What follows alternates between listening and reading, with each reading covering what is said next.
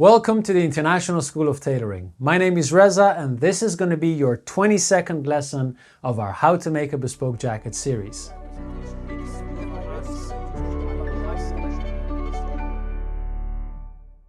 In the previous lesson, we went through the important theory of canvassing. In today's lesson, we're going to apply that theory on an actual forepart. Regardless of the construction that you're working on, what I'm about to show you is universally applicable. However, that doesn't mean that all canvas constructions are canvassed the same way. So, I'm going to use different constructions to demonstrate how to apply that theory onto those different constructions. And as a bonus, I'm going to show you how to apply that method on a ladies model in case you're working on one. So, this is what we're going to do. First, I'm going to give you a few principles regarding the handling of the material when you're canvassing. Then I'm going to go through all the canvassing models, including the ladies one. And last but not least, I'll talk you through a few general canvassing mistakes, because if this is your first time canvassing, you will make a few. You ready? Let's go.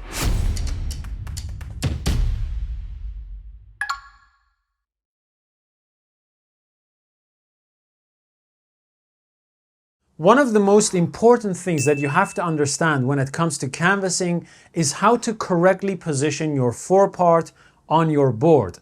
And many people find this very confusing. To correctly position your forepart on your board, you're going to have to simulate gravity on the front half of your forepart. What is the simulation of gravity? Let me explain. Whenever our forepart hangs from our shoulders, gravity pulls along the length of the fabric. However, when we position our fabric on our board, as you can see, gravity is not pulling along the length anymore, it's pulling through the fabric. That's a problem. Why? Well, it's a problem because we can now position our fabric in any way that does not resemble a hanging forepart and still think that we are working correctly and have positioned the fabric correctly. So, what we're going to do is we're going to simulate gravity on the front half of the forepart to make sure that it's laying on our board as it is hanging from someone's shoulders. Okay? Now, you may wonder, why do we do it on the front half? The reason for that is that the front half is the only area on the forepart that is not either around the body or against the body or on the body. It just hangs straight down. So we want this area to be fixed first before moving on to the rest of the areas. How do we simulate gravity? We're going to take the center of the forepart and move all the way to the outer edges and take these two opposing points and give it a slight pull to put some tension on the surface of our fabric.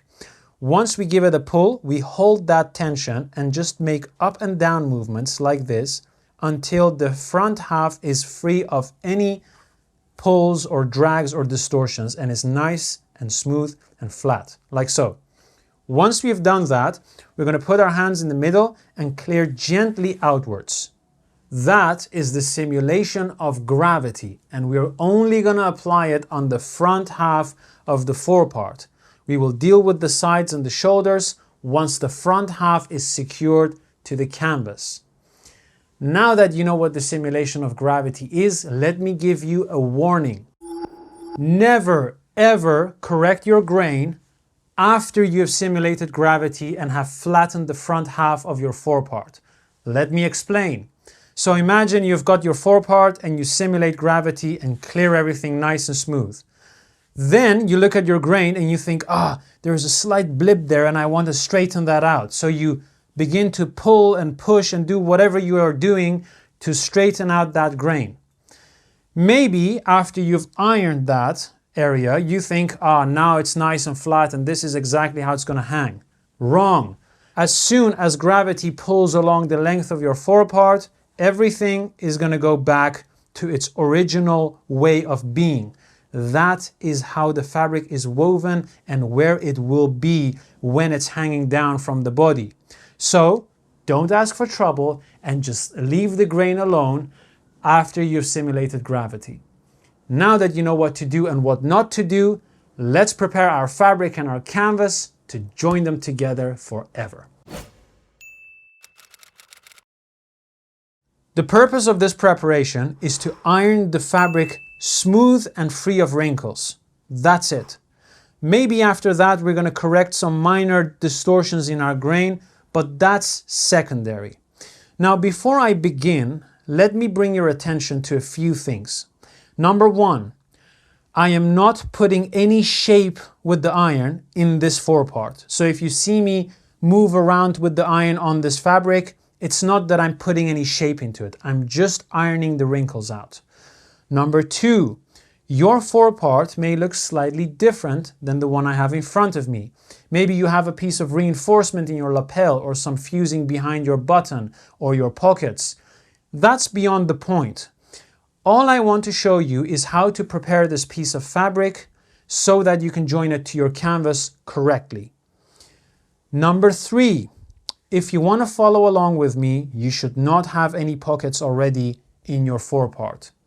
Number four, I'm going to apply the simulation of gravity just to flatten some areas so that I can iron them a lot easier without crushing the shape. However, that's not the final simulation of gravity. So if you see me do corrections in the grain after that, don't take me as a hypocrite. Number five, and that's the last one, always press from the wrong side unless you really can't. If you have to press from the right side, please use a pressing cloth to protect your fabric.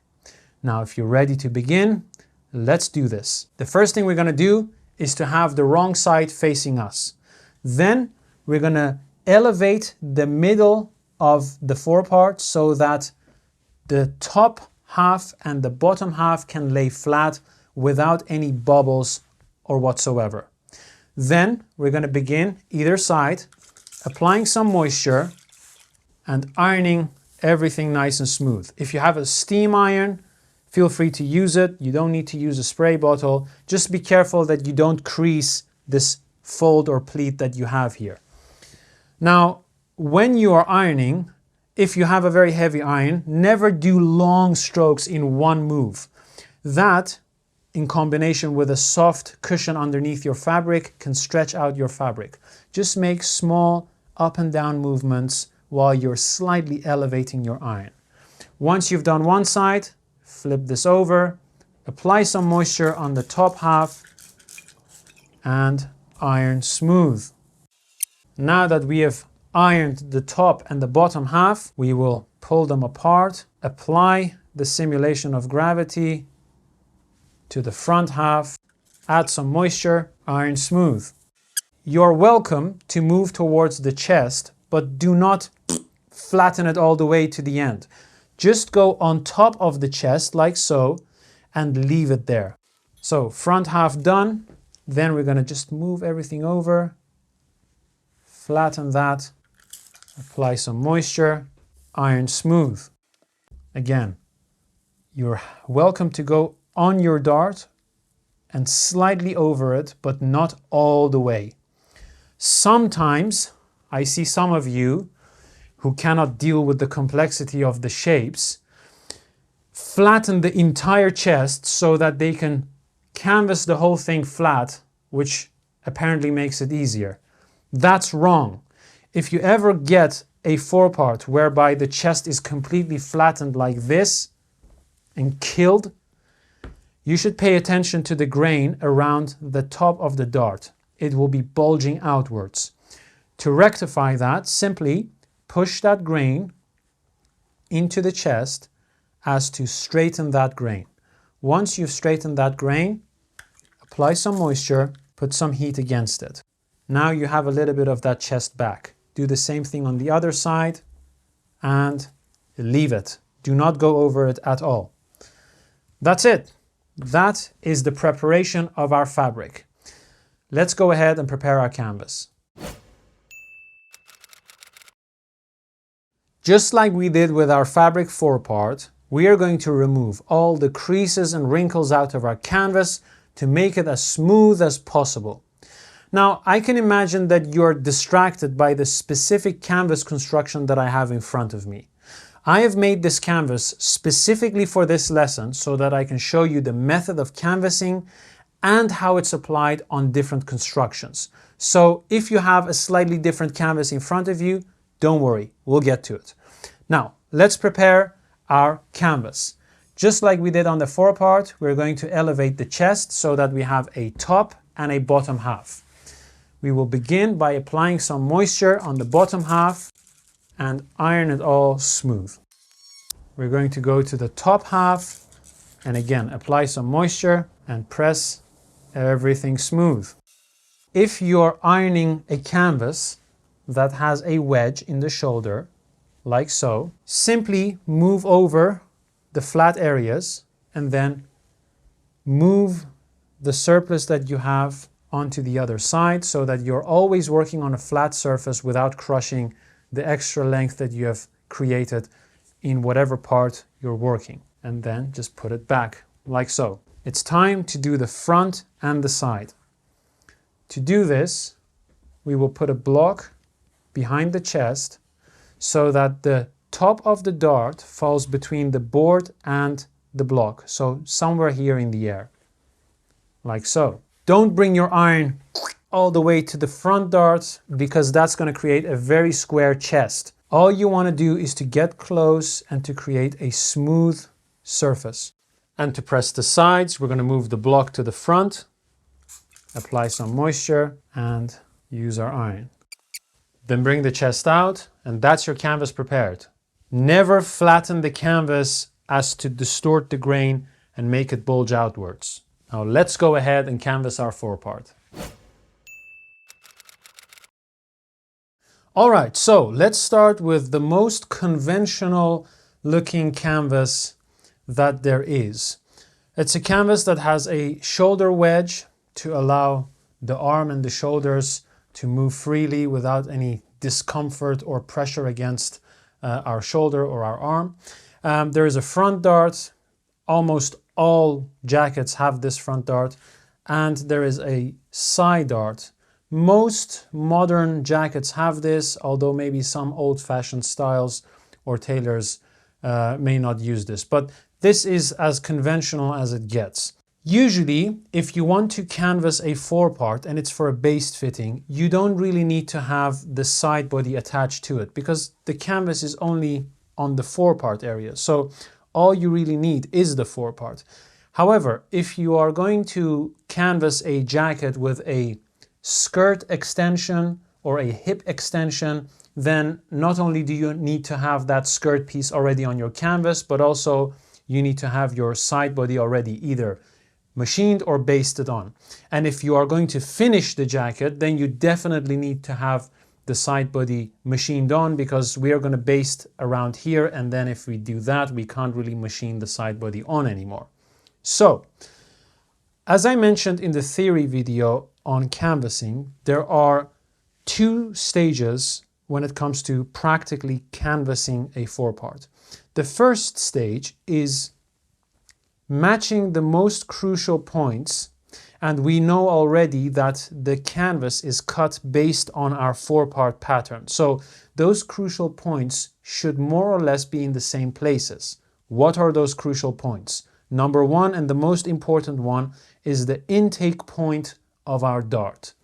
We have our intake point right here, the top point of the dart right here, and the same goes on our fabric. Intake point of the dart is here, and the point of the dart, the top point, is right there. The next important point is going to be the first button. Now, of course, the first button may or may not move around if you're doing fittings and you're recanvassing, and it may not match anymore, but the dart should more or less stay in the same place. Especially if it's a jacket that you're finishing straight away, then there is no need for any of these points to misalign or mismatch. The third important point, or rather area, is going to be the break line, and specifically the intersection between the break line and the gorge line.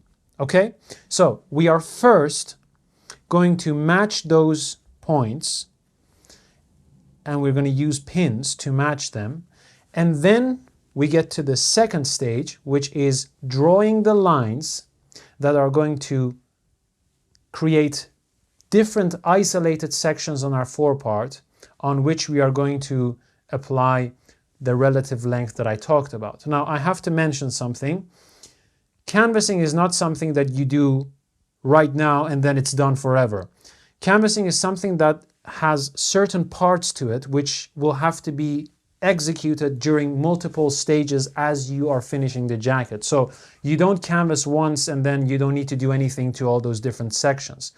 We are going to work on the front edge at different levels. And so it's not possible for me to show certain areas of canvassing until we get to those parts. But as far as I can show you what the principle of canvassing is in practice, we are going to cover that.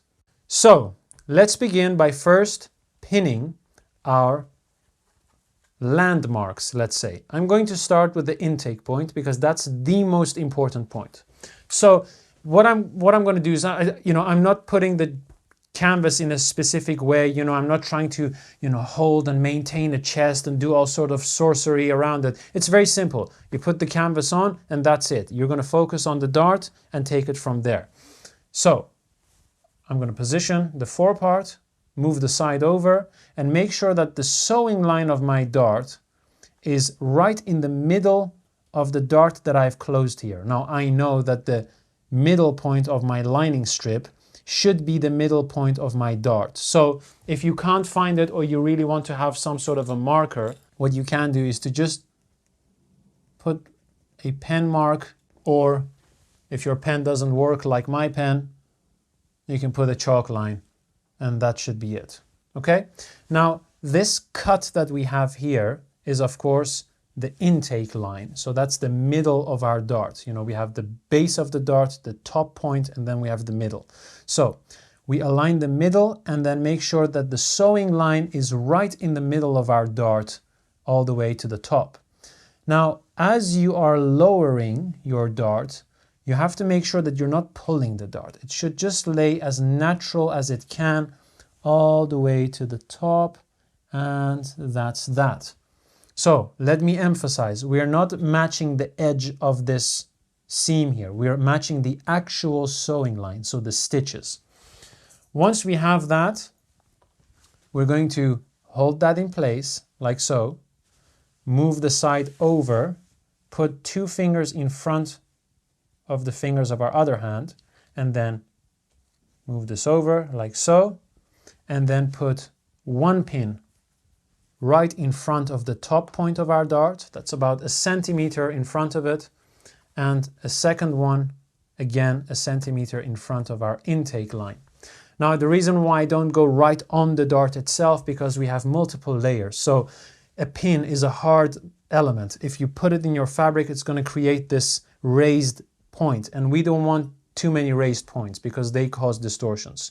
So our first landmark is secured, it's set. Now, the fact that we have secured these 2 points is already going to restrict the movement of the fabric. We know very quickly that if we turn this over, look, that's not right. You cannot put the fabric on your canvas like that. The same goes in this direction. So what do? As I've already mentioned, we're going to simulate gravity by pulling both ends of our forepart, just tugging it over like so, and that's the correct orientation of our fabric. Now, of course, we can do the same with our canvas. Grab the canvas from both ends, just pull it over like that, do the same on the fabric, and try to do it so that you have no bubbles behind the pin. So if you have something like that, that's not correct. So just move it over until there is nothing that bubbles up around the pins when you are pulling your fabric together like that, okay? So next point is going to be the first button. If your first button is marked and you're doing your first baste fitting, it should 99% match.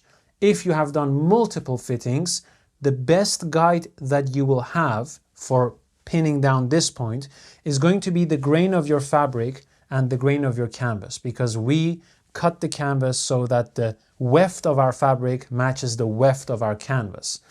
So what I'm going to do is I'm going to see if I can pin exactly these two button points without causing any distortions, and yes, we can do that. So I'll put the pin right in front of it in the inlay area because I'm going to baste here and I don't want to have pins in my way.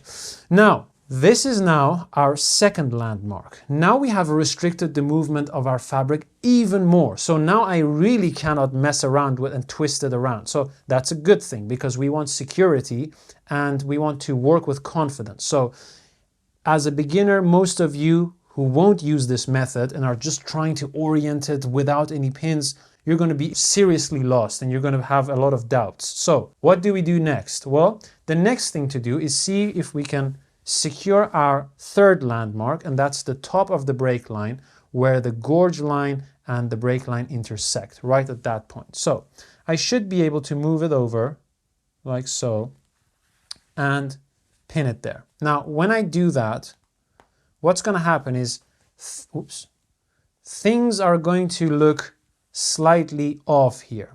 Now, you can think, oh, that's not right, so I should just allow it to go where it wants to go. And I would say, hold your horses. First, go to the point that you have to go to because there is no reason for them to mismatch unless one of your fabrics or materials has shrunk. Once you do that, take your block, put the block behind the chest, and double check to see if the bubble of your chest is out of the way. Do you still have distortions in between your pins? And the answer at this moment is not really. So if I take this pin out and I kind of like clear this like so, and I check to see where my break line is, it's pretty much in the same place. So I'll just stay with that point. You have to remember, we have a dart in the middle of the chest that causes distortions and it creates volume, and we are just basting this on a flat board. So it's no way near the reality of that canvas. So we have to work around that. Okay. So landmark 1, the dart, landmark 2, the first button, landmark 3, the intersection between the gorge and the break line. Now it's time to move downwards. You can, if you want, and I recommend you do this, put a pin in the middle of your break line. And if you've done everything correctly, your break line should be exactly matching the break line that you've marked on your canvas. So we're going to go ahead and do that. Now the block can go away. So what are we going to do for the remaining part? Well, it's very simple. We are going to first lift our fabric, and then we're going to lift our canvas, and we're going to allow the canvas to just fall down as it naturally falls down. Just be careful that you don't pull your fabric so far over that your pin actually lifts the canvas like that, okay? So it should be free of tension. So lift it up, let it go, and that's in the most natural way your canvas is going to hang and lay down. Next, we're going to do the same thing with the fabric, and our focus is going to be on the front edge, okay? So don't allow the side of your fabric to pull the front edge to the side. So gently lift it up and just allow the fabric to roll like so, and careful with letting this part go. Keep your hand on there, let it go, and that's it. Your fabric or your canvas is not going to move in any other way once it's hanging from the shoulders. So we're going to go ahead and put one pin right in front of the front edge and another one right at the bottom. Then we're going to move over from the first button over to the base of our dart and put another pin right there. Next, we're going to go perpendicular to the pin right here in the middle, and following the dart, we're going to put one pin right there. And same thing here, we're going to continue this middle of the forepart, and at the bottom, we're going to put another pin there. As I said in the beginning of this demonstration, normally we would have a bubble here. So we would push some fabric in to create the relative length so that the front edge can curl inwards when it hangs. However, that is not a procedure that I can follow through all the way with you for the basting of a jacket. So We will do that once we are finishing the forepart. For now, this is going to be a base fitting, and therefore we are just going to lay it on flat. And if you've never canvassed before, I recommend you first master this, because a lot of the complexities are reduced and you will understand it right from the beginning, foundation all set correct. So now we have to move over to the side, okay? So it's something as if we are canvassing clockwise. You know, we start from the middle and then we move right from the top to the bottom and then to the side. So what are we going to do? Well, let me show you something. With both of our models, we closed our cut edge to edge with a zigzag stitch on the machine. Here, however, I have overlapped the edges and secured them with a cross stitch in case you wanted to do this by hand. Now you might be thinking, why the overlap?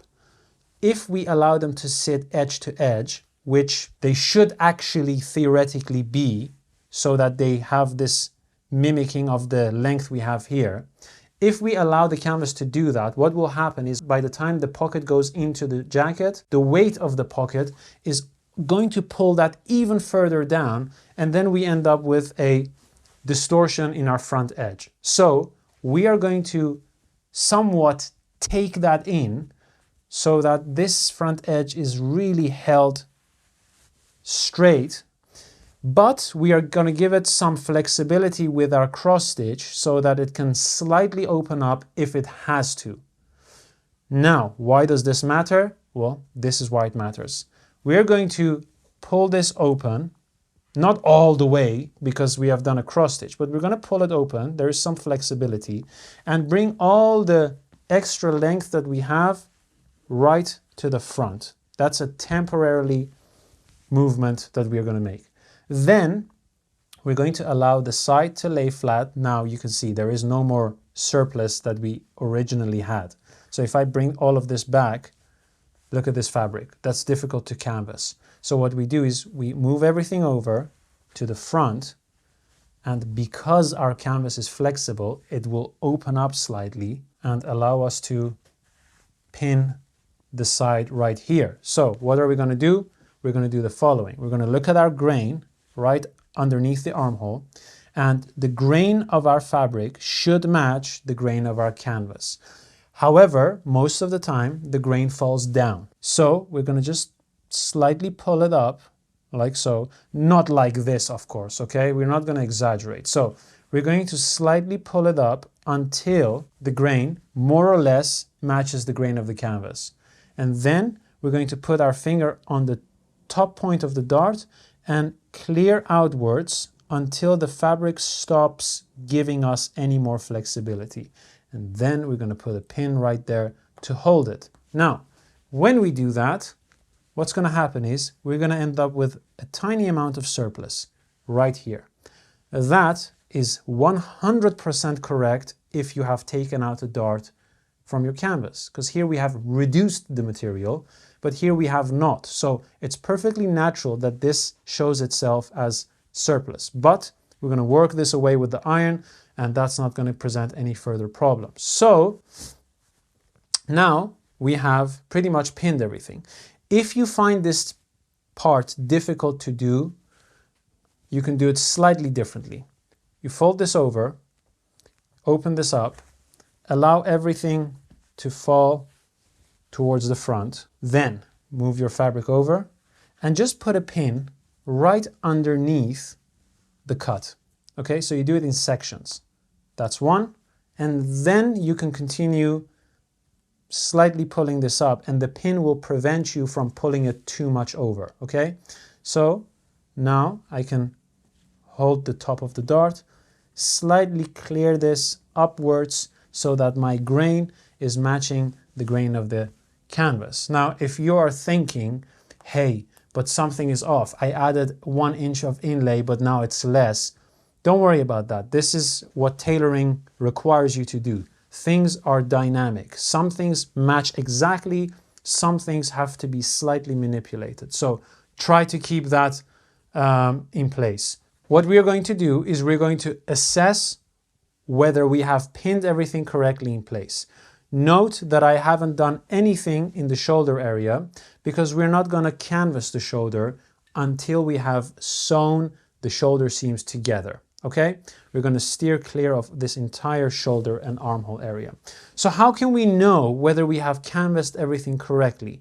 Well, there are a few checkpoints. So checkpoint number one, and the most obvious one, is you're going to take a pin and you're going to put that pin right through the intake point, and that should come out right in the middle of your canvas where you have made that cut.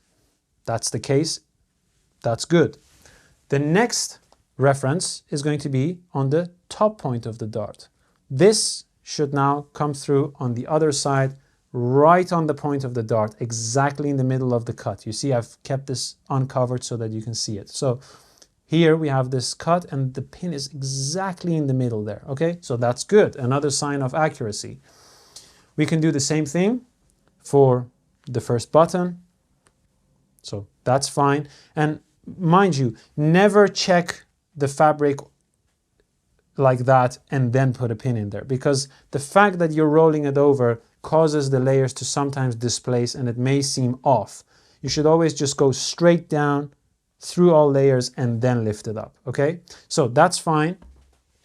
We have already checked the break line. We can check it again. I'll just put a pin through it. I can see if that goes through my pen mark. Yeah, that's fine. And the same goes for the top. So that's one way of doing it. Now you can have multiple ways of checking and to see whether you've canvassed or pinned correctly. The first one is going to be pulling the canvas only, to simulate gravity. So you pull both ends, and if nothing between your pins distorts or kicks over or bends over, that means that the fabric is resting nicely without any pressure or tension on your canvas.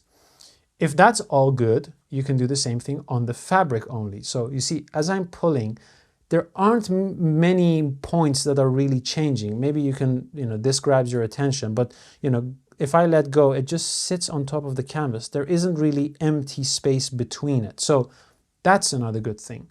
The third check measure that you can do, or way of controlling the entire scenario, is to pull both the fabric and the canvas at the same time. Okay, so you see, they are moving all at the same time like one layer. So once you do that, that's pretty much a good indication that you've pinned everything correctly. And if you've pinned everything correctly, you have pretty much canvassed everything correctly. Now, you may have some questions about this. Hey, Reza, what the hell is going on here? You have a diagonal pull. Well, the answer is very simple. This area is going to be pressed completely flat. It's going to go around the body.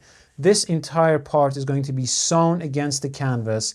And as we are working on the fabric, we are intentionally making the fabric slightly tighter, as I explained in the theory of canvassing, so that by the time the warmth and the temperature and the humidity of our body and the air relaxes these fibers, the canvas sits just right against the fabric, and the fabric just right against the canvas. Another thing you can do, I'm giving you all the points to go through in case you have doubts, is you can flip the entire forepart so that you have the inside facing you, and then you can just roll it over, and you should not have any bubbles creating when you do this. If you have, for whatever reason, put length in your canvas, something that I strongly disagree with, you will not have good results when you bend this over. Your canvas will not be smooth against your fabric. So keep that in mind. I do have to say, you bloody damn well make sure that your canvas is completely soaked and shrunk, because you don't want the canvas to shrink a bit once you have canvassed the jacket. So now that we've gone through everything we could look at on our flat board, it's important to keep the forepart in the position that it's going to be eventually, and that is a hanging position. So let's begin by how to hold the forepart. We are going to hold the forepart right around the neck point inlay area. We're not going to hold it right on the neck point because, we don't want to be rubbing those mark stitches out. So hold both the canvas and the fabric from the neck point area around the inlay, and just allow it to hang naturally. Now, the question is, what are we looking at while we are looking at a hanging forepart, and what should be the signs of a good job, let's say?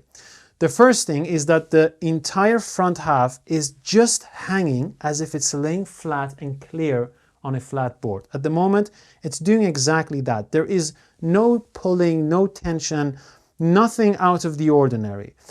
The next thing that you can do to see if the canvas and the fabric are moving as one is to make a sudden up and down movement with your wrist like that, to give the forepart a shock. Now, if your fabric is kind of like pinned on in a very bad way or something is wrong, you will see that the fabric moves independently from the canvas. There is no harmony. They don't both break at the same time, you know? So you can do that a few times, and as you gain more experience, you will get a good feel for that. It's nothing too serious. It's just to see whether both of them are moving as one. Then we are going to move over to the sides. Now, what are we looking at when we are trying to check to see if the sides are done correctly? We don't have a lot of canvas, first of all, here. So really, the canvas is all the way up to this point. The most important thing is that you don't have any fabric trapped above the pin that you have right below the cut in your canvas, okay? If you have excess surplus right above that pin, all you have to do is to remove the armhole pin, lift the fabric slightly up, and then try again. If you still have problems with it, you should really check to see if everything is pinned correctly, okay? It should just be simply smooth and flat. Now, if you've taken out a dart on your canvas right in the front side, you should and you would see a little bit of surplus on your fabric, which we're going to press away. And by the time the fabric is sewn and secured around the armhole, that's all going to be nice, smooth, and flat. So, another thing that you can do to double check to see if everything is kind of like done well is to just pull the fabric right at the bottom, and if nothing really moves or changes, then you've done a good job. You can then double check and pull the canvas, and again, if nothing else changes, you've probably done a good job. Then we're going to look at the canvas from behind, and you should be able to just hold this in a curve without any bubbles occurring here. So that's pretty much it. And as you can see, there's nothing in the shoulders. We are not looking at that at all. All we want to do is to make sure that the pins are done correctly.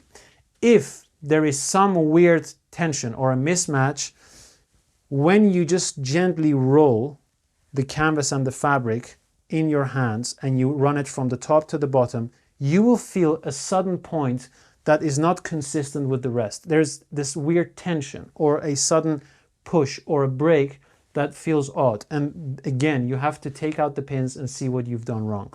But if everything looks as smooth as what we've got here, then it's time to go to stage 2, which is splitting the forepart into all the different sections with our chalk lines so that we can baste the fabric to the canvas.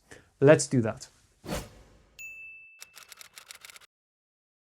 What are these chalk lines? Well, you should already know what the different sections are. We have the front edge, we have the chest, we have the shoulders and the armhole, the lapel, and of course the side along with the hip. The first line that we're going to draw is going to be the line that separates the shoulder and the armhole from the rest of the jacket, from the rest of the forepart. And we do that because we are not going to work on the shoulders yet. So, where does our line start and stop? Regardless of the lapel shape that you have, your line should always start about 5/8, which is 1.5 centimeters below the intersection point of the break line and the gorge. Why? Because we need to have some access in this area when we are finishing the jacket. We may have to fold this in as a seam, or we may have to simply pull this over when we are doing our lapel or our break line or our collar or whatsoever. So we need some access around these lines. We don't want to go too far down because that's just flapping around for nothing, and we don't want to go too far up. So I know roughly by eye that, this is about 5/8, and that's where I'm going to put my mark. Now, I'm also going to go 5/8 over the break line. And why are we going 5/8 over the break line? Because again, we need to have some access to the horsehair here so that when we have canvassed everything, we can fold the lapel over and cut the horsehair if we have to. This is going to be our starting point. Now, I'm going to use my finger as a quick measure tool, and roughly 2 inches from the edge of the armhole, I'm going to measure and mark all around like so up to here, and then connect this line in a nice curve right all the way to the end. Please keep in mind, I'm only marking as bold as I'm marking so that you can see what lines I'm drawing. You should never put your entire weight and power onto the chalk so that you permanently mark the fabric. Just tap it as you're going so that you can always brush it off, okay? But for now, I'm going to take some pleasure in permanently marking this fabric. Oh yes, that feels good. So, something like that, okay? Now, this entire part is separated. The next line that we're going to draw is going to be the one that splits the forepart into two sides, the left side and the right side. And for that, we're going to grab our ruler and we're going to just simply follow the dart all the way up until we meet the line that separated the shoulder and the armhole from the rest of the body. And we're also going to continue that line all the way down, following the dart angle and the straight grain of our fabric to mark that line, like so. Now, the next line is going to be the line that isolates the lapel and holds the front edge against the canvas. So for that, we're going to put a block behind the chest so that the chest can lay flat and the shape is kind of like in the air. And we're going to grab our L square, and knowing that our collar stand is 1.25 inches and the width of this L square is also 1.25 inches, I will simply just put this against my neck point right on this edge, 1.25 inches over, all the way down to the first button should be where my break line is located, and that's about right. Now, please understand that tailoring requires manipulation, and manipulation by definition means that things will not stay the same. So if you ever see that a mark stitch or your break line is slightly off here and there, don't panic and don't try to force it back into its place. You have to really respect the natural behavior of the fabric as much as you can. So tailoring is not forcing the fabric to do what you want it to do, but rather work with nature in harmony with the behavior of the fabric and make beautiful things happen. So I'm going to mark the break line first so that I know exactly what the new altered or somewhat altered break line is, like so.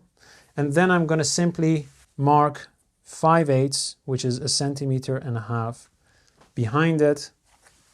And that is the line that I'm going to be basting on. I'm not going to baste on the break line, okay? Like so. I will continue that 1.5 centimeter or that 5/8 all the way to the bottom. Because there is a curve here, I can just do that by hand. And when I get to here, I can just simply lay this flat and go all the way to the end. So what have we done so far? Let's evaluate. Well, we have first split the forepart into a left side and a right side. We have also separated the shoulders and the armhole area from the rest of the body. We have isolated the lapel by drawing this line here. And we have also isolated the front edge and trapped whatever we need to trap later between these two lines by having two lines opposing to one another. Now it's time to go over to the sides. We need to know where our canvas edge is so that we don't just draw a random line and baste just fabric and nothing else. So knowing that here is the edge of our canvas, I will simply make a mark right here, and I will bring this mark straight up parallel to the middle line.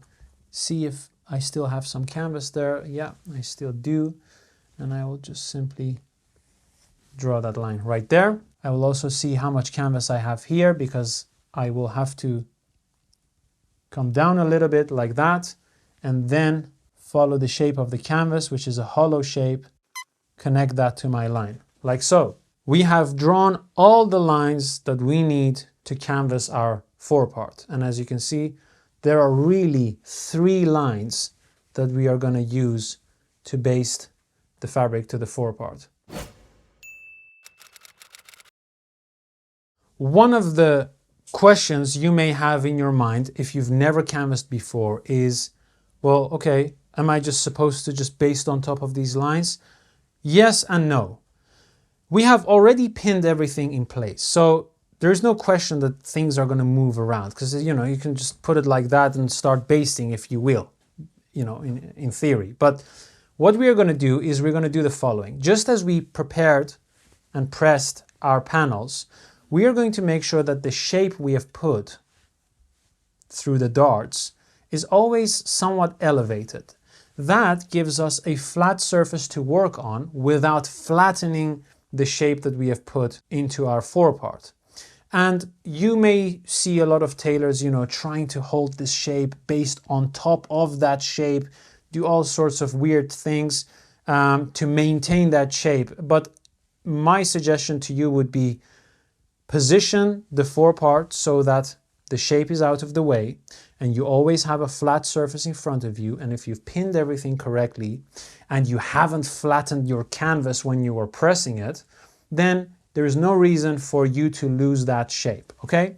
So I'm going to elevate the top point of the dart, which is going to flatten the bottom half and the top half. And I will simply begin with the middle line right here. So make a knot, make a big bite, and fasten on by doing a back tack. Don't pull your back tacks too tight. We're gonna go all the way down with a stitch length of 1 inch.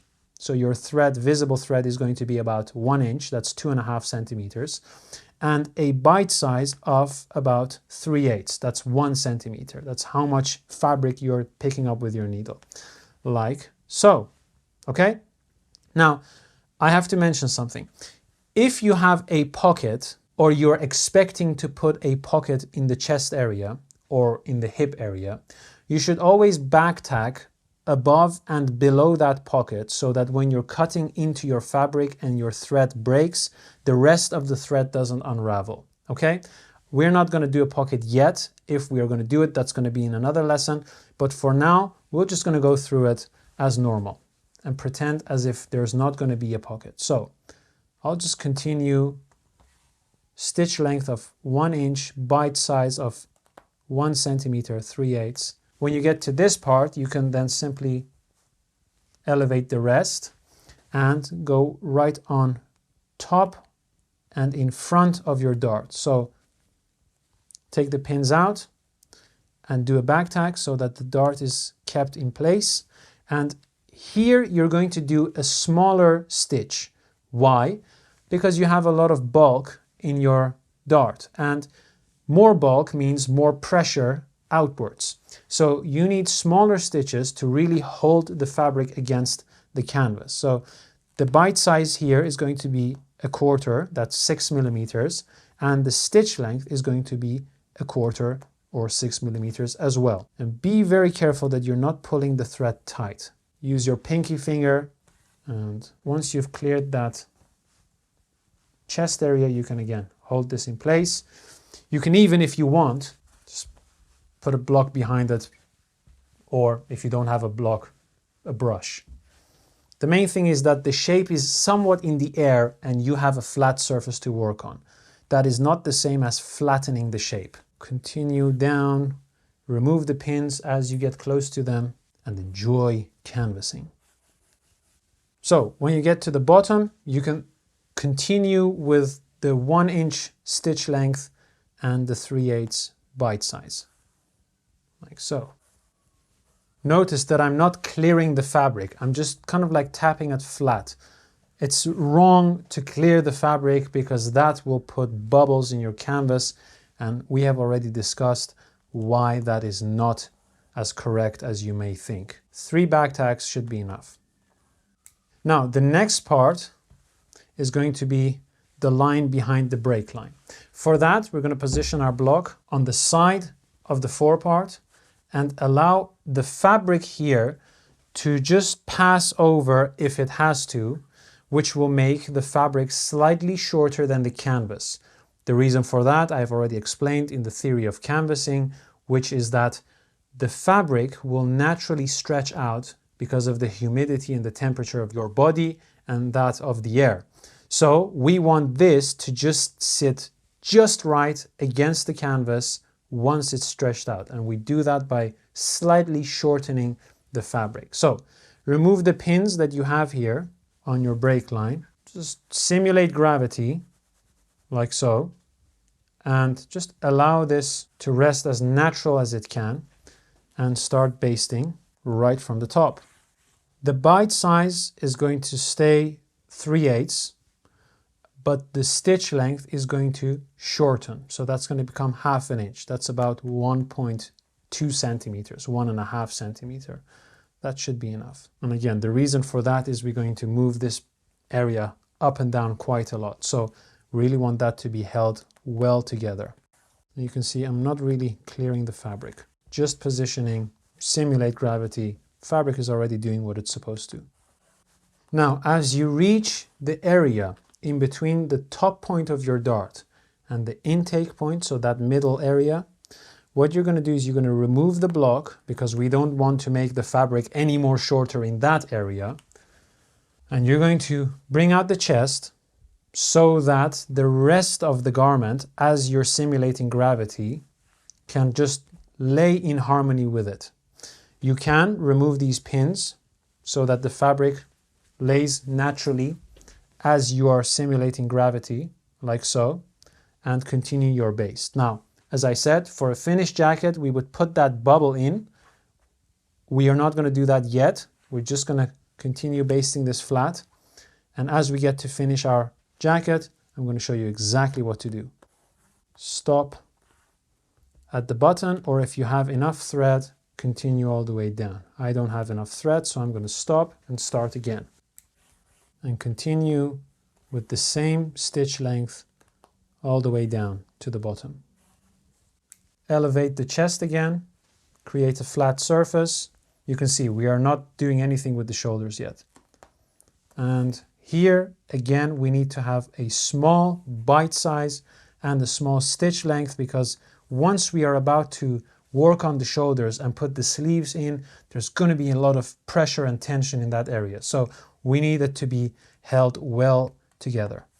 Now, as you're starting to go more downwards, what you will do is make sure that this little surplus that you had around the front side is actually in that area, so that you can just jump over it and baste it down and keep it there where it should be. Then you're going to grab your block, put the block in front like so, and continue basting down. Again, here we want this to be cleared, which is why we are putting the block behind it. We want the fabric to be shorter. When you reach this bottom part, you have to do a back tack. This back tack causes this to stay in place and not to fall down, regardless of all that pressure downwards. Continue until you are again around the intake point of your dart. Back tack again and remove the block. Pull this outwards, allow everything to sit on the front, and just baste downwards. Again, if this was a pocket and we were supposed to put a pocket in there, I would do a back tack above it and below it so that I can get in this area, cut it out without the entire thread to unravel. Don't you worry, we'll get to that point. And at the bottom here, we can go back to our 1 inch stitch length. Now, sometimes you may see that somebody's canvassing and the bites are in line with one another. That's accidental. There is no reason to have them aligned, and Don't try to, match them unless you're just, really trying to enjoy what you're doing. And so if that's what you're doing, that's fine. But there is no really practical or technical purpose behind that. And that's it, my friends. Those are the 3 basting lines that we need to canvas a forepart.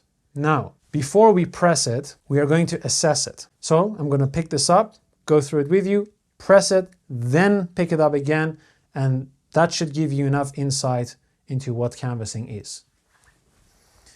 Now, when we baste the fabric to the canvas, it shouldn't be any different than how it was when it was pinned. This is why I love the pinning method, because it's very predictable. You know exactly what you're up against. So again, we're going to just give it a little shock, see if everything moves all at once. I'm going to pull the fabric. Yeah, nothing changes, nothing moves. Pull the canvas, pull both of them. This is just hanging perfectly as you would want it to be. Moving over to the side, no surpluses, nothing weird going on here. It's all nice and flat against the canvas. And if I look at it from the back, the canvas is just as smooth as it can get while I'm having this in a curve. And that's it. So what we're going to do is we're going to just double check again by bending it in our hand. No inconsistent breaks, nothing. So it's really time for pressing. So when it comes to pressing, there's 2 parts to it. The first part is that we're going to press everything from behind, making sure that the canvas gets as much heat and moisture as the fabric will get. So to do that, we can do 2 things. We can use our block and simply put the block here and press the side, move the block over and press the front. Or we can do exactly how we prepared our panels. Lift this up, press the top half, bottom half, and then the fronts. I tend to use the sides method, let's say, if I have a block, and if not, I'll just go ahead and split it in 2. So, doesn't matter if you start from the front or the side, all you have to do is to just put some moisture and make sure that your dart is somewhat in the air. So it's not against your block in the sense that it creates a square, and it's not as flat as for you to flatten the dart. Take your time, the canvas can take a lot of heat, so really allow the horsehair and the domette to completely absorb that moisture and to dry out with the heat. So that's the front. And now we're going to do the sides. Careful you don't create any pleats. If you have a wedge, you can just move it over like that. And again, apply some moisture and press. Now be very careful that you don't bring your iron too far into the block to create a square chest. It should all be very round and smooth. And you're also not supposed to compress any of this, just leave it where it is. We're going to take our ham, remove the block, and put the jacket on our ham, like so, and do our top pressing. Now, this is just an example jacket, so I'm not going to bother with a pressing cloth, but if you are working on a real jacket, please make sure you have a pressing cloth to protect your fabric. I normally don't spray anymore on the fabric because there is already some steam still trapped in the domette and the canvas. So I'm just drying it off and making sure that the iron goes over the fabric as well. So small circular movements, move over to the side. And as you can see, a big part of that, that entire surplus is just simply gone. We have somewhat compressed it in place. And it's okay to go on top of your dart if you have a ham, because that ham allows you to just keep things in shape. Unless you have a very big ham and the surface of that ham is flat, then you might as well just kill the damn thing on the board. But if your ham is small and round, you can just go on top of the dart and then just move things over, press the sides, and you're good to go. So now that we've pressed it, let's have a look. Now this is somewhat the final result of our canvassing. We can do a final check, give it a shock, do whatever pulling you have to do, hold it in your hand, bend it around. What you're really looking for is for the entire forepart to just simply roll as smoothly as it can over itself, hang without any pulls, distortions, or tension. Now, canvassing is a very simple process, as you've seen, and I hope that I've explained it as simple as I could. If you have struggled with canvassing, you either had very bad explanations or no explanations at all. Canvassing should not be made any more difficult than it is. Now, I hope that you get the same result, and if you're not getting the same result, just simply make sure that you're going over all the points that I mentioned, and if you're too afraid of making mistakes, my advice would be just make a few messy models so that at least you get that out of the way and you know how messing up looks like. Never be too precious on practice work, okay? So let's go ahead now and canvas a model that has a hip extension, because it's going to be exactly the same, but it's just going to be slightly different around the hip, and I'm going to show you how to do that. So let's go. Now, suppose you want to canvas a forepart that has the canvas extended into the hip area. You may want to do this because you want to have a more structured garment, or you simply want to emphasize that curve on the hip a little bit more. So what you're going to do is exactly the same as we have already done in the forepart area, but when we get to this area, we're going to have to use our ham, and I'm going to show you exactly how to do it. It doesn't really matter whether you have a wedge opened up in the shoulder area or whether you're going to stretch it out later, because as I've already explained, we're going to steer clear of that area and we're not going to really get to work with it until we have joined the shoulder seams. I have to say that it's of course very important to have the side body either basted or machined onto your forepart if you are going to canvas a construction with an extension. So I'm going to quickly pin this exactly as I've done, and once I get to this area, we'll slow down and go through it step by step. Let's get on with it.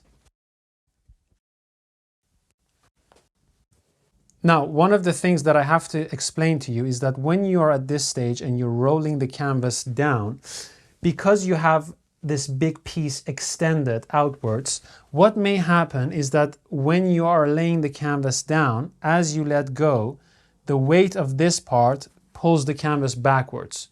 To prevent that, what you should do is to just keep this end kind of like lifted up and somewhat folded over, or you can just lay it flat but push this area in so that nothing is pulling this area.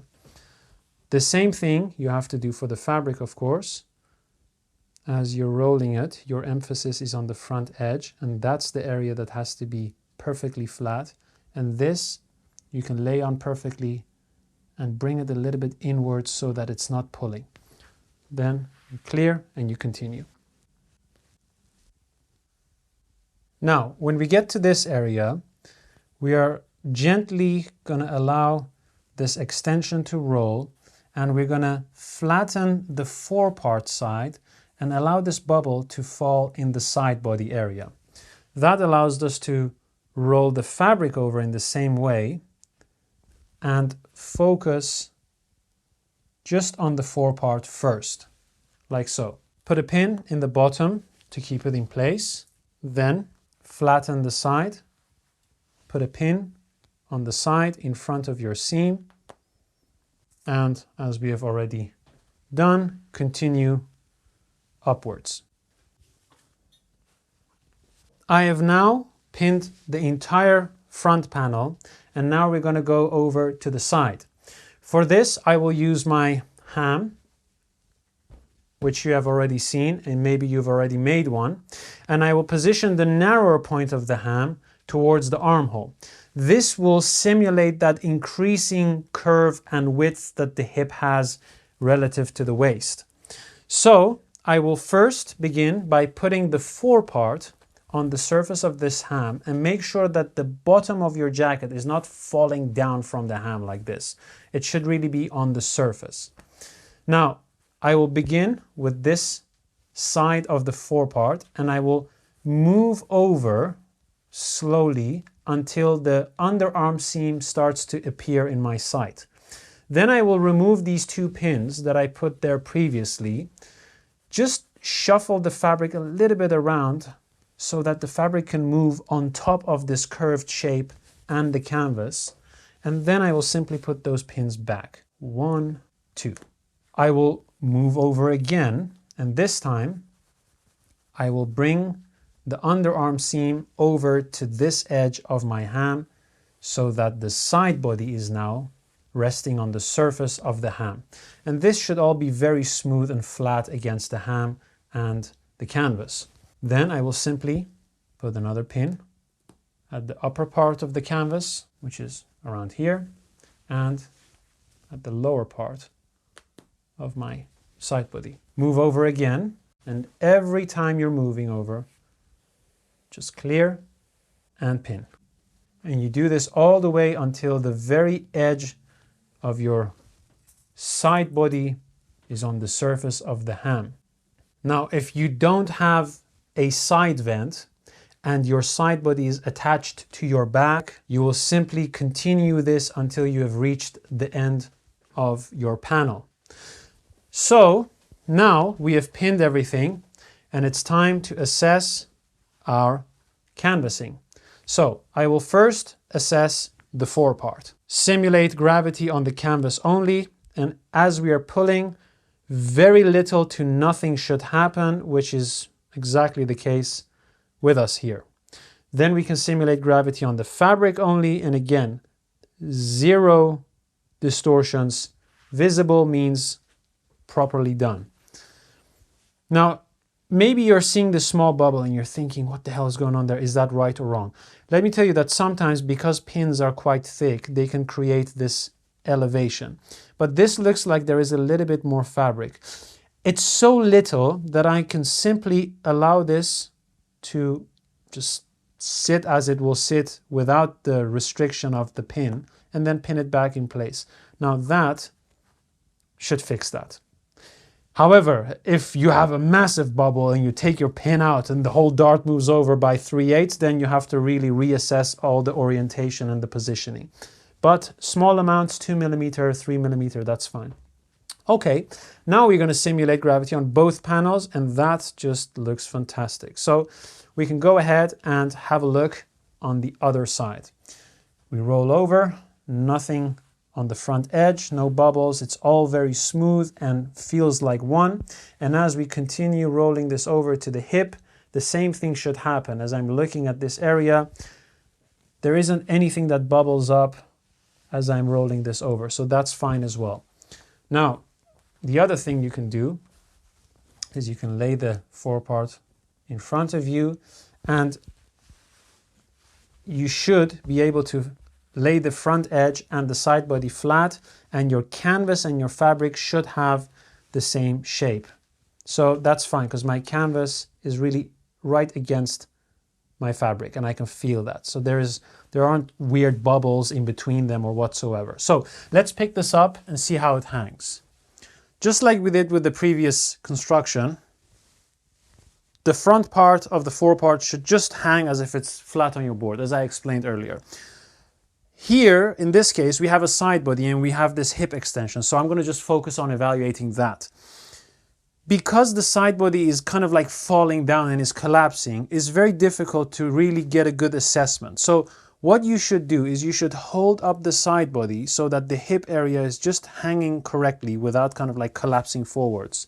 And then take the top of the side body and just simply move it over and fold it and pin it against the inside of your canvas. When you do that temporarily, you get to hold the forepart from the neck point, and with your other hand, you can just feel around and look and see exactly what's going on in this area. So, what are we looking for? We are looking for the forepart to just bend over to the side without any diagonal pulls or any fabric trapped against a pin or anything of the kind. So what you can do is, as you're holding it, just give it that shock that I showed you, and it should all just move as one. The fabric should never move independently from the canvas.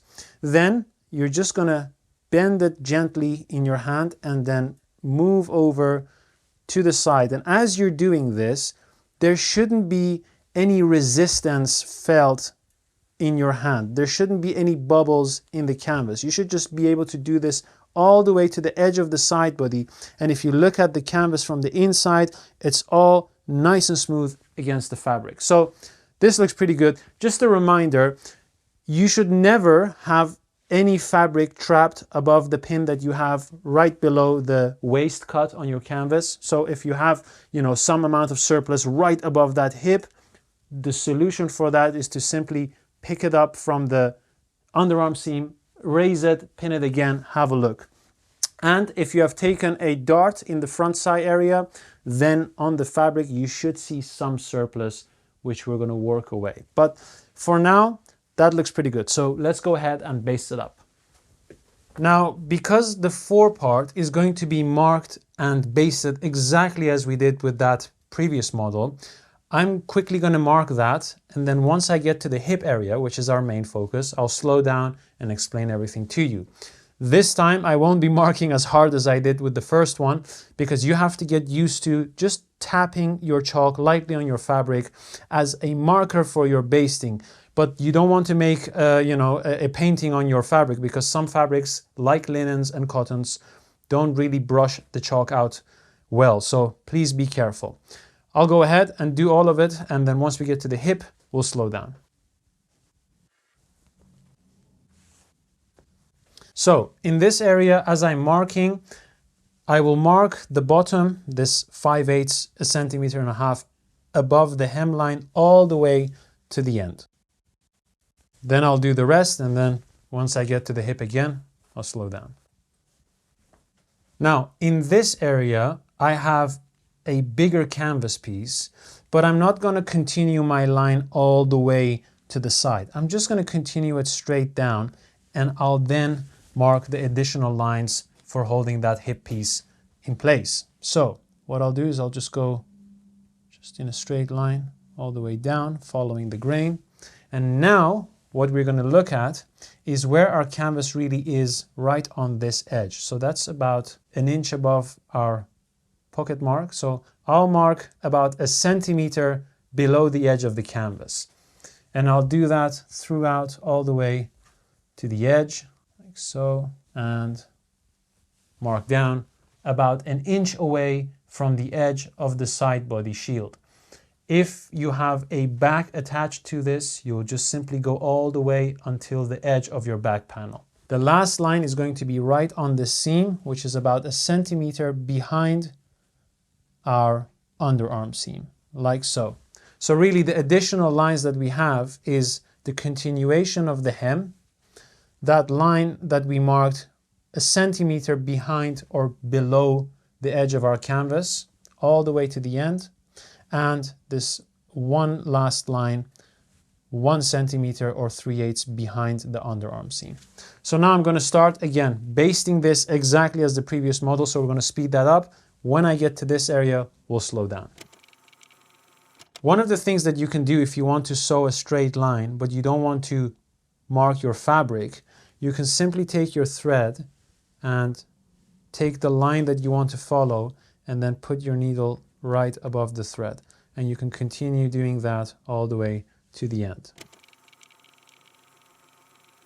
Now, when you get to this area, the end of your third line, because you have pinned your hip area on a hem, you're going to have some excess fabric, which we intend to have there, on the surface that you're working on. What you have to do is push it away from this line, because this line is quite close to the center of your forepart. And all this surplus, once we put this on the hem and baste it all the way to the end, is going to be taken up by that curved shape that we create. So don't try to force this inwards, just move it away, and make sure that your third line is not too far over to the side, but is something in between the dart and the underarm seam and just follows down as a straight line. Okay, so I've basted the forepart. Now we're going to baste the remaining area around the hip. To begin our basting around the hip, we will first do this baste that we have marked, this line that we have marked behind the underarm seam. If you don't have a ham, you can perhaps put this on the edge of your sleeve board and hold it up. But I recommend strongly that you either hold it in a curve like so, or you make a ham and use the right tools for the job. So I'm going to take my ham, position the point towards the armhole, then place the hip so that the underarm seam is resting on the surface of the ham. Remove these pins, move it over, make sure everything is nice and clear, and do the first line of basting to really hold the underarm seam shape on the canvas and the fabric together. Then we're going to do the top line by repositioning the forepart again, right where our edge of canvas is, and follow that marking that we have. And I'm using my thread as a guide to follow through with that line. And then slowly move over, position. Now these pins can go out as well, because we always want the fabric to lay on the ham as we are basting it, and those pins were temporarily put there to make sure that more or less everything is positioned correctly and in harmony.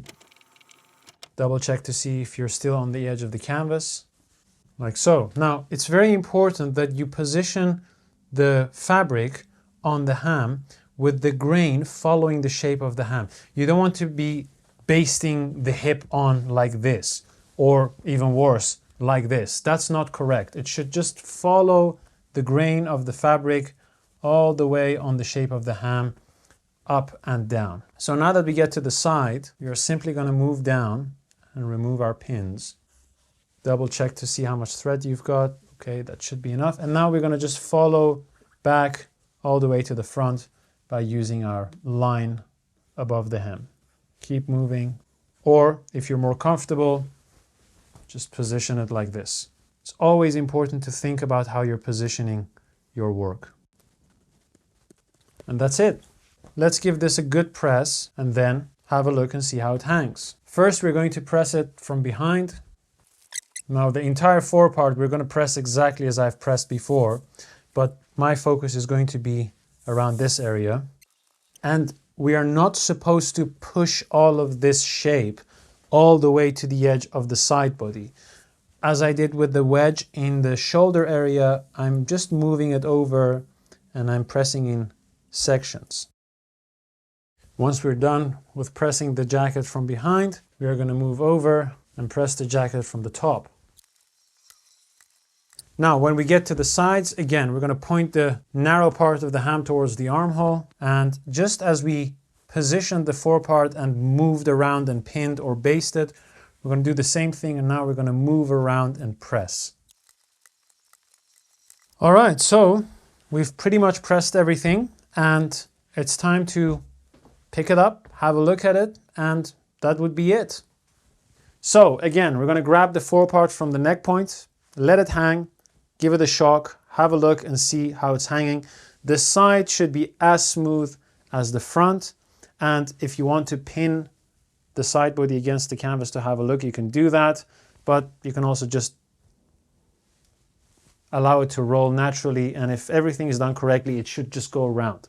Now, if you have basted your underarm seam and you haven't machined it, so you haven't pressed the seams open and instead you have lapped the seams, you may feel some stiffening around the underarm seam, and that could sometimes prevent this from nicely bending over. But as you gain more experience, you learn to distinguish something that is wrong versus something that's just a little bit bulky because of the lapping over.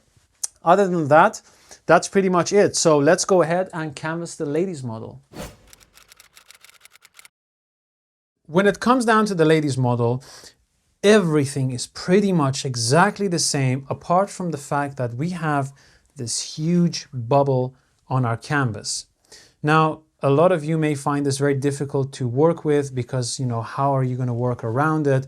Maybe you have seen photos of people canvassing ladies' jackets and there's like 500 stitches around the bust area.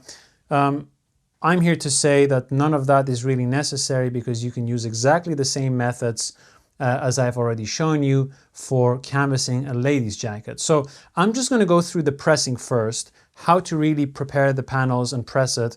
It's going to be very similar, but it's just going to require you to look at what I'm doing so that you can kind of like get your mirror neurons active. So simply, I'll start with elevating the bust so that I can create a flat surface like so.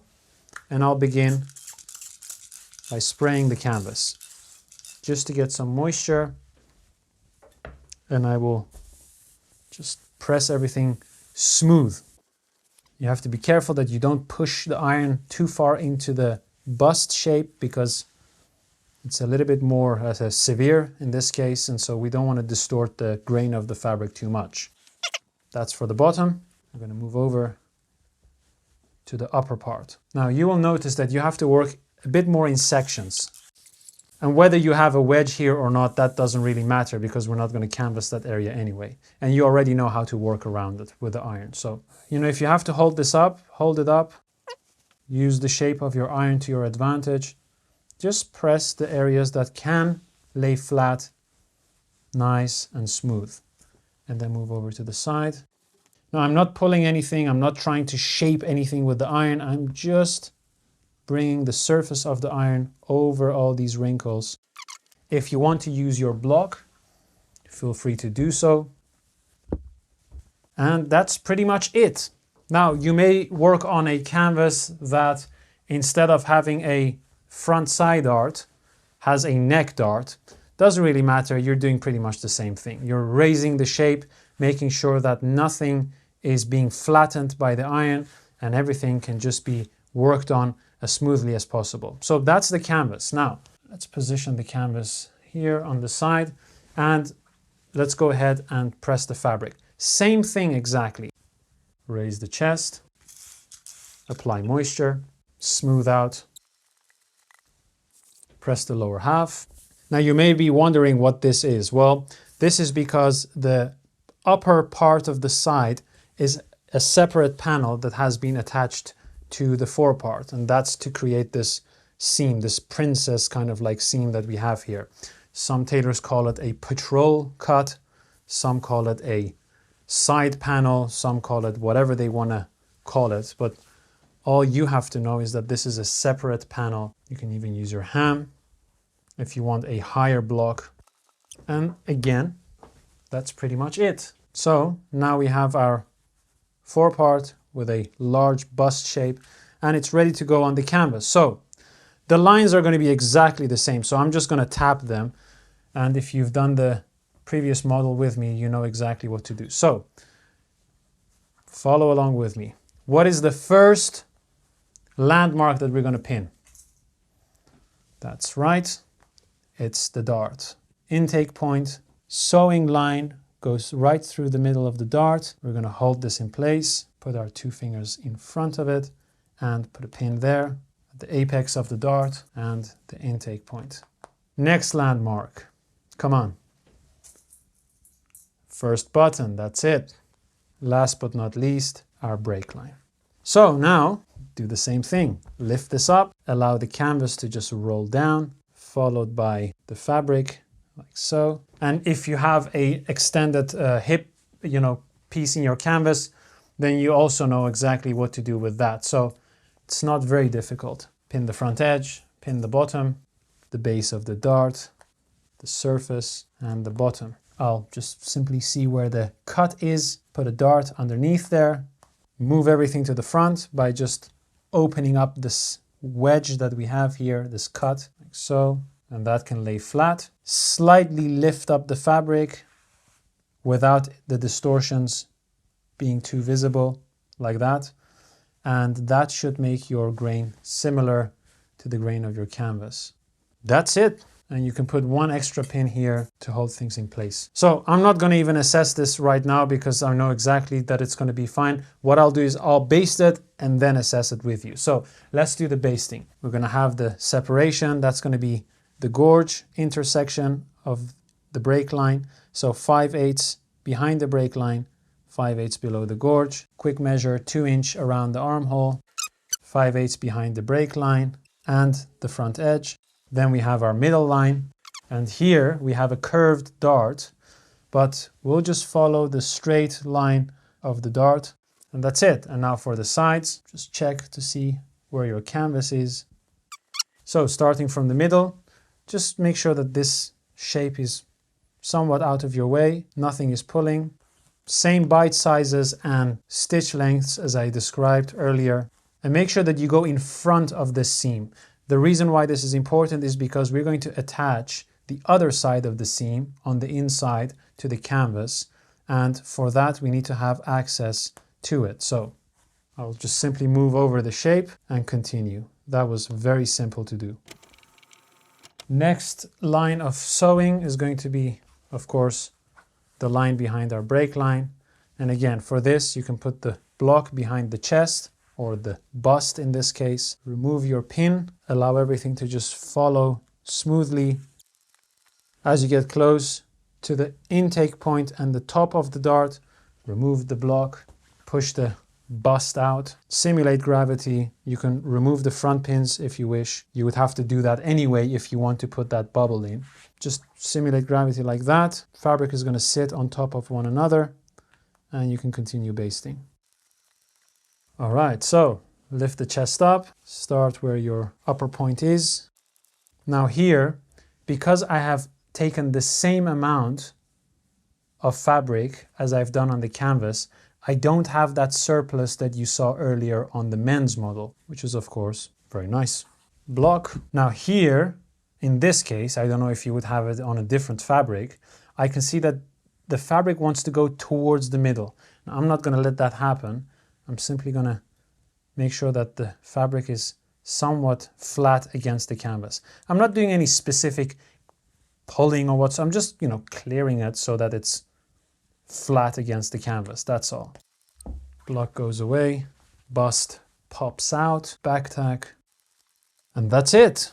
That is how to canvas a ladies model. If you can canvas a men's model, then you can also canvas a ladies model.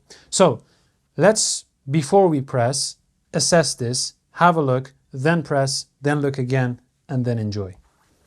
So without having pressed anything, we can already go through the checks. Everything is pretty much bang on. It's all nice and smooth.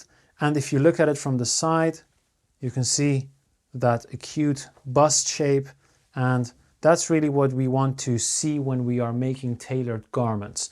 Now, if I would kind of like go with my hands over the fabric, I can feel that every single area is just against the canvas, and there is nothing that is kind of like standing away from the canvas. So let's press it and then see the final result.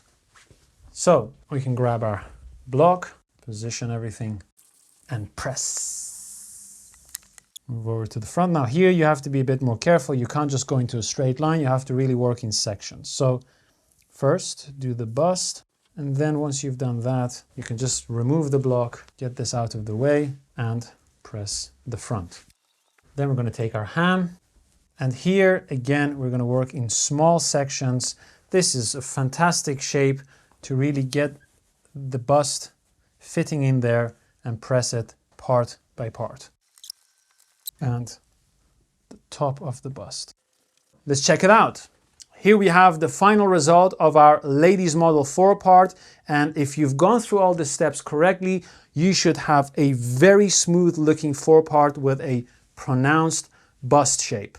It's as if it's carved out of stone. That's how you can look at it. It's sexy, elegant, and inspiring. So now that you've understood what we can achieve with those 3 basting stitches, and you have a good idea of what canvassing looks like in practice, let's go through a few potential mistakes that you might be making in the beginning of your canvassing journey. One of the problems that beginners often encounter is not regulating the thread tension correctly with their pink finger. This is a habit you have to begin to develop right from the start to prevent problems like this. Here I have a forepart and it's all positioned correctly, it's canvassed correctly. However, the tension in the thread is just way too high. And when you look at it, it just looks so miserable. You hold it up in the air and the whole thing just looks wrong. And if you don't understand that the thread tension is one of the things that could be the source of the problem, you're never going to think of it as a problem. So you're going to look for dragons elsewhere and you're going to waste a lot of time. The best way to know whether your tension is high or not is to hold the forepart up, and what you'll see is gaps, hollow gaps between the thread and the fabric. And if you just go with your finger over the thread, it feels like you're going over the snares of an instrument. So best thing you can do is to release the threads, give it a pull, and then see if everything is hanging relaxed. If you make the thread tension regulation as a default, a correct one, then you never are going to face this problem. Of course, I've exaggerated here a little bit so that you can see what the problem really looks like in its extreme, but just be careful not to make that silly mistakes, as to say. Another mistake that beginners frequently make, especially if they have received poor or no instructions about canvassing, is to take the forepart and the canvas and to think, well, this is a round chest, so I'm just going to put this on a ham, because that all makes sense, and then I'm going to start basting it on a ham because that reflects the shape of the chest. That is wrong if you're doing it on the chest area. If you are using the ham for the front edge, that's okay, because if anything, we are going to intentionally put more fabric on the canvas in this area to make the front edge go round. However, as I've already explained, we don't want the chest to float on top of the canvas, the fabric to float on top of the canvas in the chest area, because once the bastings go out and the lapel folds back, all of that surplus fabric is just going to float around the dart and it's going to be trapped between the dart and the break line, and that's going to be a very messy look. Now, when you do this, maybe you're going to press it and it's all going to be flattened, but that fabric has not disappeared, it's just compressed. As soon as it's exposed to humidity, it's just going to come back. When you pick this up, like so, it's not going to look that bad because it is kind of like going round in the air and it all looks kind of like harmonious. But if you go with your finger over the fabric, you will notice that it's moving separately from the canvas. And if you just give it that shock, you'll see small movements in the fabric that is independent from the canvas. Whereas here on the front edge, everything looks kind of like smooth and nice. My main focus is really around the chest area. We always want the fabric to be shorter across the weft than the canvas, because the canvas is what sits against the chest and the fabric just sits on top of the canvas. So make the fabric a little bit shorter so that by the time it stretches out, it actually sits neat on the canvas. Another mistake that you're very likely to make is to canvas your forepart with excess length or extra length, let's say, in the bottom half of your canvas. This is not a mistake that you're going to make because you don't know what you're doing. It's rather a mistake that you're going to make because someone instructed you to canvas like this. I was instructed to canvas like this when I started out. Despite the fact that 99% of tailors worldwide canvas their foreparts like this, I believe that it's wrong. Why? Well, let me recap what I've already gone through in depth in the theory of canvassing lesson. The idea behind this method of canvassing is to create these horizontal waves that act as a force of resistance to prevent the forepart and the front edge to curve or curl inwards. In other words, if I hold this canvas up, it looks pretty good. It looks like a canvas that is all, worked out properly. However, if I try to bend the front edge, look at that. You see all these small breaks? Well, that's because we have intentionally put these horizontal waves into the canvas. Like the corrugated box I explained, these waves prevent anything from curving or rolling in this direction. Now, Here is the problem. These waves do not stay where they are as they are currently arranged. As soon as we put our facing on, everything is going to be pushed out. You're not going to put all these waves into your facing as you're machining them. Another thing that's important is that your facing will just flatten everything, and so is your pocket bag. Now, that causes these horizontal waves to be distributed randomly, and in the worst case scenario, they're all going to go down, and what's going to happen is your front edge and your bottom is going to curl outwards, and that is so amateur looking. Now, you may argue with me and say, yeah, Reza, this is bullshit what you're talking about because this is too much length. Doesn't matter. Principle is the same. Length put into the canvas does not allow the front edge to roll and curve inwards. Now, maybe you're going to say, hey, these are pleats, and by the time you press them smooth, it's not going to have the same effect. Well, let's go through that and see what happens. We're going to take some moisture, apply it on our canvas, and of course, depending on what type of canvas you're using, it may compress easier or more difficult, but that's not really, a determining factor, because as I've already explained to you, compression does not remove material. It just temporarily compresses it. So if you think that pressing this smooth and flat has flattened it and now you get a smooth result, think twice, because by the time it dries out and it's gone back to its natural state of being, those waves will simply come back. So look at that. This looks pretty smooth, right? This is all kind of like flattened and it's all very nice. And you think, well, yeah, I'm a damn good tailor. But let's just get some of that excess moisture out of the fabric. Now, you see this? That hasn't gone anywhere. That just stays there. And if anything, it's even more difficult to control now because, you have to manually hold it in place as you're doing all your bastes. So, as I'm going to hold this up in the air, it may look as if it's gone smoother. But as I try to bend this over, you can slowly see that these breaks will appear.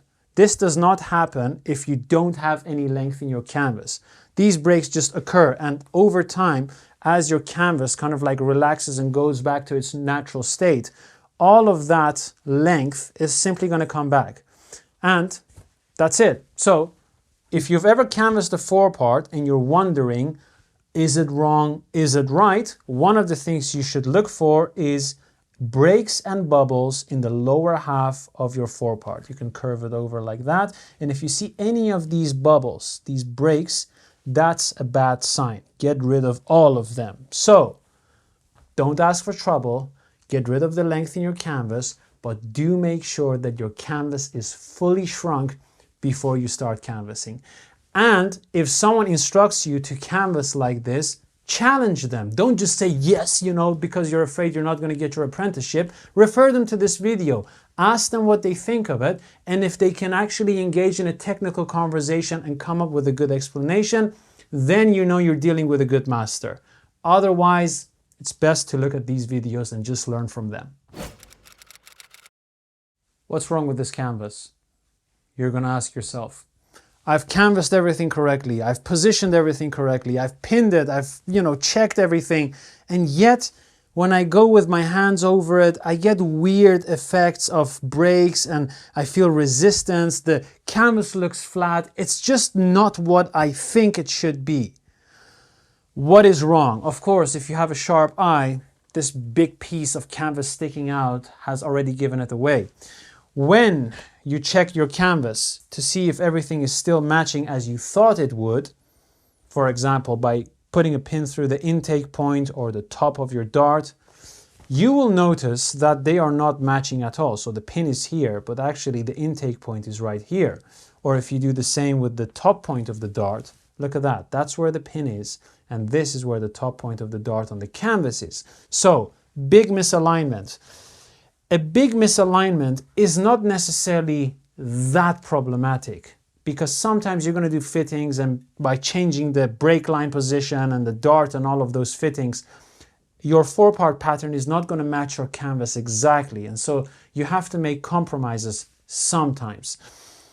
The problem with misalignments is that the true shape of the canvas is never going to show itself because it's just way off. And if you have a very pronounced bust shape, let's say on a lady's jacket, then you're going to have ripples and kind of like floating fabric, and things are just not supporting each other. My advice to you would be that if you have done fittings and your four-part pattern has changed dramatically, make a new canvas. Don't try to force an old crappy canvas on top of a newly made front panel, because it's just never going to be ideal. Look at the canvas. Look how they massacred my boy. If you find it difficult to work with all the shape of the chest and the bust that the canvas gives you, the solution is not to kill it by pressing it flat. You hold up this canvas, there's nothing special about it. All the soul is sucked out of it.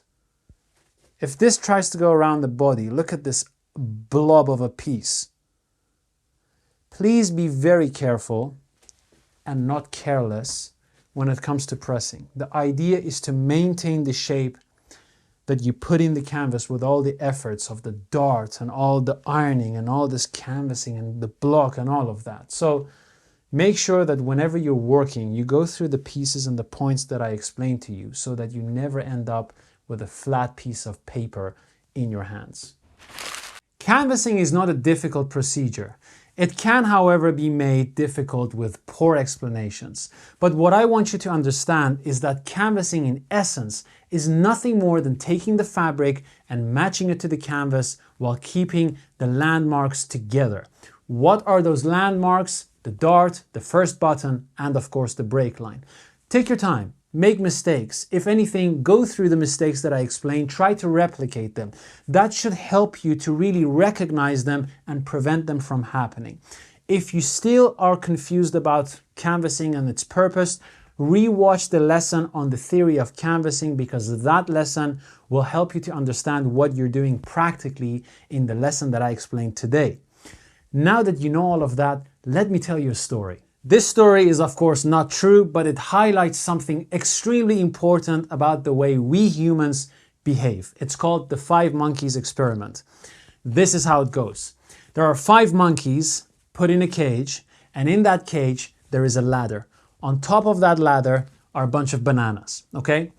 Every time a monkey goes up the ladder to take a banana, all the monkeys receive an ice cold shower. That's of course very uncomfortable.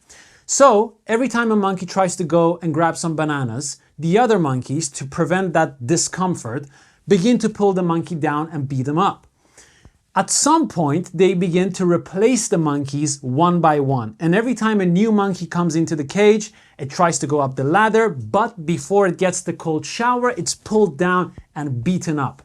Before you know it, all 5 monkeys are replaced. None of them have ever received a cold shower, but as soon as one of them tries to take some of those bananas, it gets a beating.